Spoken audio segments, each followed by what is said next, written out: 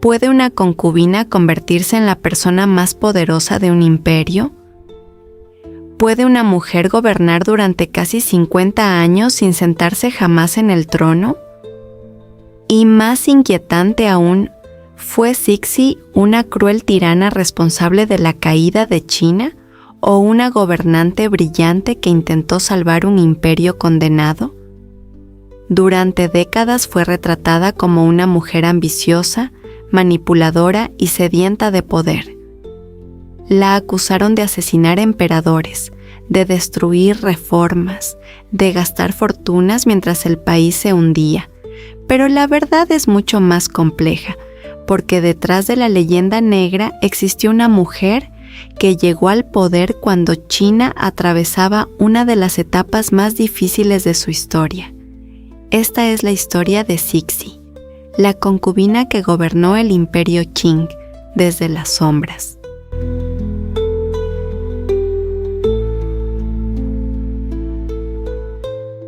Cixi nació el 29 de noviembre de 1835 en Pekín. Su nombre era Yehe Nara Xingyen y pertenecía a una familia noble manchú. Los manchúes gobernaban China desde hacía casi 2 siglos gracias a la dinastía Qing. Aunque eran una minoría étnica, controlaban el imperio más poblado del mundo. Desde pequeña, Xingyen recibió una educación poco común para una mujer de la época. Aprendió a leer, escribir y desenvolverse dentro de las complejas normas de la aristocracia imperial. Sin saberlo, aquella educación la prepararía para algo extraordinario. A los 16 años fue seleccionada para participar en el proceso mediante el cual el emperador elegía a sus concubinas. Miles de jóvenes soñaban con entrar a la ciudad prohibida. Muy pocas lo conseguían y Xingyen fue una de ellas. En 1851 ingresó al harén del emperador Xianfeng. Al principio ocupó un rango modesto. No era la esposa principal, ni la favorita, ni la mujer más influyente de la corte, pero poseía algo que otras no tenían: inteligencia, paciencia y una extraordinaria capacidad para comprender la política. Mientras otras concubinas competían por joyas o privilegios, Cixi prestaba atención a los asuntos de gobierno. Ella escuchaba, observaba y aprendía. Entonces ocurrió algo que cambiaría su destino. En 1856 dio a luz al único hijo varón superviviente del emperador. En una corte obsesionada con la sucesión, aquello la convirtió inmediatamente en una figura indispensable. Su posición se fortaleció y fue ascendida al rango de noble consorte. Solo una mujer estaba por encima de ella, la emperatriz oficial, pero Cixi ya había comenzado a escalar y no pensaba detenerse. Mientras tanto, el imperio Qing atravesaba una crisis gigantesca. La rebelión Taiping había provocado millones de muertos. Las potencias occidentales exigían privilegios comerciales y el emperador Xianfeng estaba cada vez más enfermo. Agotado por los excesos y los problemas de salud, murió en 1861 con apenas 30 años. Su heredero tenía solamente 5, y ahí comenzó la verdadera historia de Cixi. Antes de morir, el emperador había nombrado un consejo de 8 regentes para gobernar en nombre del niño. En teoría, ellos controlarían el imperio, pero Cixi tenía otros planes. Aliada con la emperatriz viuda Xian y varios príncipes influyentes, organizó una conspiración palaciega. Los regentes fueron acusados de incompetencia. Algunos fueron ejecutados y otros obligados a suicidarse. La operación pasó a la historia como el golpe Qinyu, y cuando terminó, la verdadera gobernante de China era Cixi. Oficialmente el emperador era Tongzhi, pero en realidad las decisiones pasaban por Cixi. El gran problema que existía alrededor de esto era que las normas imperiales prohibían que una mujer gobernara directamente. Así que encontró una solución. Presidía las reuniones desde detrás de un biombo. Los ministros podían escucharla, pero no verla. Era una imagen casi simbólica, la mujer más poderosa de China gobernando desde las sombras.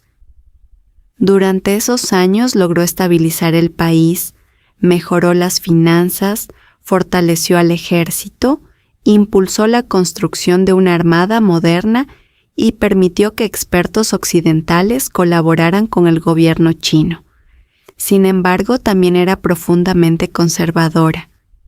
Desconfiaba de muchos cambios. Tardó años en aprobar los ferrocarriles porque creía que podían alterar el descanso de los antepasados. También rechazó algunas industrias porque temía sus consecuencias sociales. Aquella contradicción definiría toda su vida. Quería modernizar China, pero sin destruir sus tradiciones. Cuando el emperador Tongzhi alcanzó la mayoría de edad, Cixi tuvo que retirarse, al menos oficialmente, pero el joven emperador mostró poco interés por gobernar. Prefería los placeres de la vida cortesana.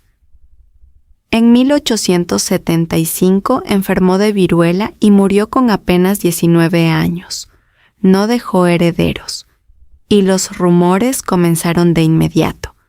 Algunos afirmaron que Cixi lo había eliminado para conservar el poder. Jamás apareció una prueba, pero la sospecha sobrevivió durante generaciones. Su joven viuda también murió poco después, y nuevamente surgieron teorías conspirativas. La leyenda negra de Cixi acababa de nacer. Tras la muerte de Tongzhi, Cixi eligió a un nuevo heredero.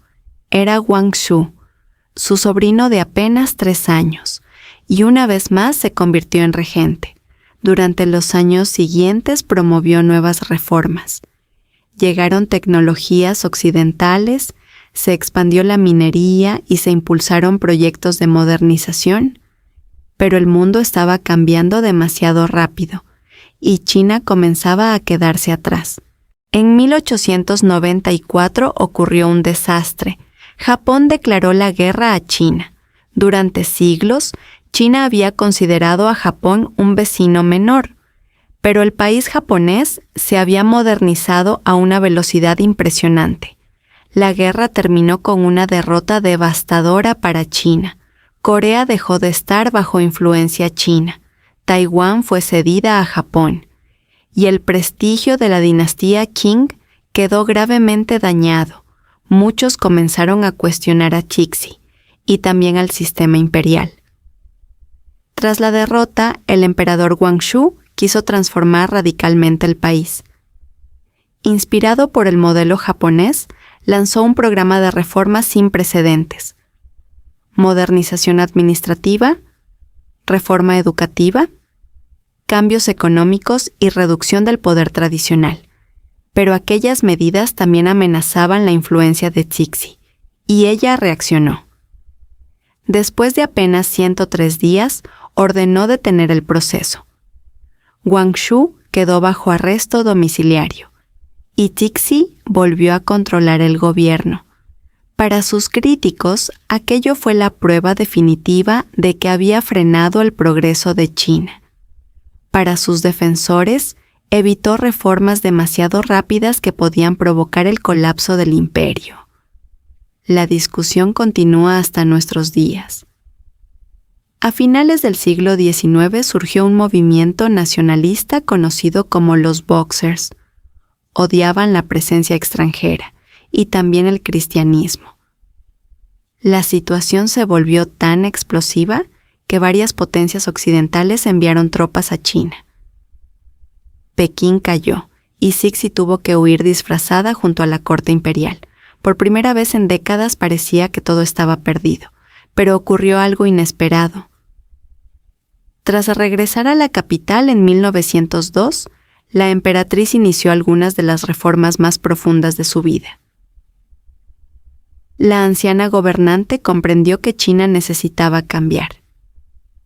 permitió reformas educativas, promovió nuevas instituciones, apoyó la prohibición gradual del vendado de pies, favoreció una mayor libertad de prensa, incluso anunció planes para convertir China en una monarquía constitucional. Era un proyecto revolucionario para una nación gobernada por emperadores durante milenios. Pero el tiempo se agotaba. En noviembre de 1908 ocurrió algo extraño. El emperador Guangxu murió repentinamente. Durante décadas se sospechó que había sido envenenado. Investigaciones modernas encontraron niveles extremadamente altos de arsénico en sus restos, y la principal sospechosa fue Cixi. Nunca se demostró quién ordenó su muerte, pero la coincidencia resulta inquietante. La emperatriz murió apenas un día después, tenía 72 años. Antes de morir, nombró heredero a un niño de 2 años llamado Puyi, el último emperador de China. 4 años después de la muerte de Cixi, la dinastía Qing colapsó. China dejó atrás más de 2000 años de gobierno imperial. ¿Fue ella responsable de aquella caída? Algunos historiadores dicen que sí. Otros creen que heredó problemas imposibles de resolver. Lo cierto es que gobernó durante casi medio siglo en un mundo diseñado para excluir a las mujeres del poder. Nunca fue emperatriz. Nunca se sentó oficialmente en el trono. Y sin embargo controló uno de los imperios más grandes de la Tierra. Quizá por eso sigue fascinando a tantas personas. Porque Cixi fue mucho más que una villana o una heroína. Fue una mujer que desafió las reglas de su tiempo y cuyo legado sigue dividiendo al mundo más de 100 años después de su muerte.